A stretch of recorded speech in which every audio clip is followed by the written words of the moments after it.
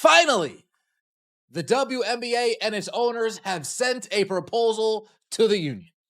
After 6 weeks of seeing Nneka Ogwumike show up on the caller ID and just letting the phone ring, after 6 weeks of receiving text messages. Listen closely, because the silence has finally been shattered, and the war for the future of the WNBA has entered its most critical and dangerous phase yet.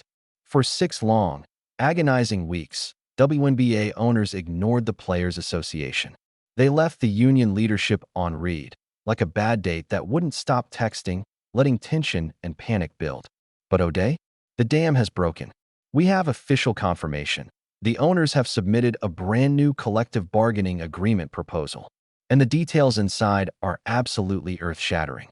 This isn't about a small cost of living adjustment or a few token perks. We're talking a complete financial revolution, a deal that validates everything Caitlin Clark has brought to this league in her rookie season. Leaked documents reveal maximum salaries could reach $1.3 million by next year. Let that sink in, $1.3 million, up from just $249,000. That's a 400% increase overnight. This is the Caitlin Clark effect in action. It proves one thing.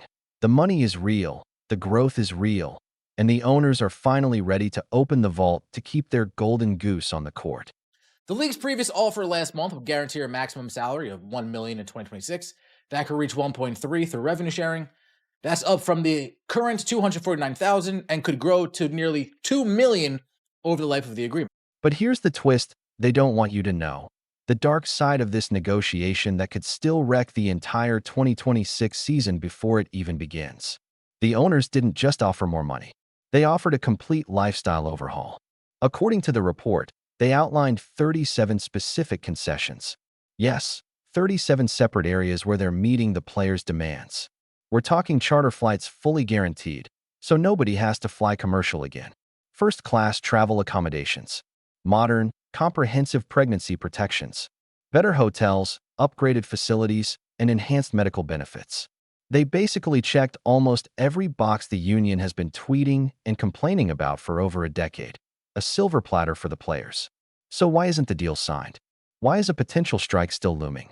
Why is there a dark cloud over the league? Because of one poison pill called revenue sharing.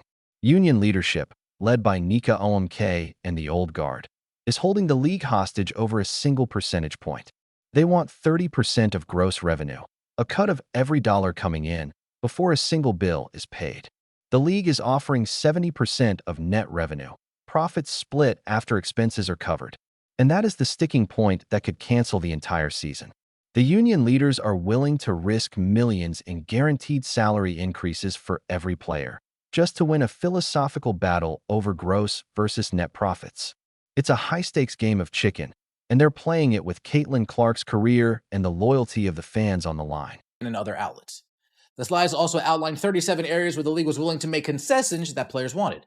Some of these proposals included adding 2 developmental player slots to teams, giving pregnant players the right to refuse trades, You have to analyze the power dynamic here, because it's fascinating. For 6 weeks, the union begged for a response. They showed up to meetings, leaked to the press that they were being ignored, and built tension. Now they finally have a response. The historic wins are on the table. Charter flights? White heavy check mark. $1 million salaries? White heavy check mark. But instead of celebrating, instead of taking the deal and banking the victory, they are complaining it's not enough. This is where the disconnect hits hardest. The casual fans, the millions who tuned in for Caitlin Clark and Angel Reese, look at a potential $1.3 million salary and say, take the deal. They see first-class travel and upgraded facilities and say, take the deal. But the union leadership, entrenched in old grievances and maybe a little ego, is digging in. The host of the Source video makes a brilliant and controversial point. Are they delusional? So obsessed with beating the owners that they can't see victory staring them in the face? The owners essentially said, fine, here's the lifestyle you wanted. Here's the money you wanted. Now let's play basketball. And the union's response? No, we want to audit your accounting books first. League and union were not close on key issues, such as revenue sharing, in their effort to strike a new CBA. We get it, revenue sharing. We get it. If that's the only key issue, well, just say that's the only key issue, not few key issues. Let's talk about the collateral damage from this standoff, and it's piling up fast. The delay in this deal has already pushed back expansion drafts for Toronto and Portland. Think about that. New markets, new fans, merchandise ready to sell, tickets ready to go, frozen in carbonite because Nneka and the owners can't agree on a spreadsheet. It's freezing free agency. 80% of the league is essentially in limbo, waiting for ink to hit the page. Every day this drags on, players are losing money, losing marketing opportunities, losing the ability to plan their lives, and most importantly, losing the momentum Caitlin Clark built. If the season is delayed, if we miss games in May, casual fans will drift away. They'll watch the NBA playoffs. They'll watch baseball. The WNBA has a short window of massive mainstream attention, and the union leadership seems determined to slam that window shut in the name of solidarity. There's also a theory floating around that the union is counting on unrivaled and athletes unlimited as backup plans. They think players can just jump ship if the WNBA strikes. But that's a brutal delusion. Unrivaled is a 3-on-3 league with limited spots. It can't support 144 players. It can't replace WNBA infrastructure, history, or TV deals. Playing in a warehouse in Miami is not the same as Madison Square Garden on NBC. The reality? Players are being led off a cliff by leaders more interested in legacy as activists than the financial reality of their constituents. The WNBA is the only platform that makes players household names. Gambling that away for a slightly better revenue split? That's reckless. The $1.3 million salary figure? Achievable only through revenue-sharing incentives. That means players have to help grow the pie to eat the pie. And who grows the pie? Caitlin Clark. By rejecting this deal, the union is betting against her, saying, "We don't trust the revenue, so we want a guaranteed cut up front." They're showing a lack of faith in the very product they are selling. If they truly believed in the Caitlin Clark effect, they'd take the net revenue split, knowing profits will be astronomical because ratings will double again. But instead, they're scared. Scared the bubble might burst. They want their cash now, a scarcity mindset in a time of abundance. The owners? They've weaponized this offer. They put a historic deal on the table, leaked it strategically to the press, and now the ball is in Nneka's court.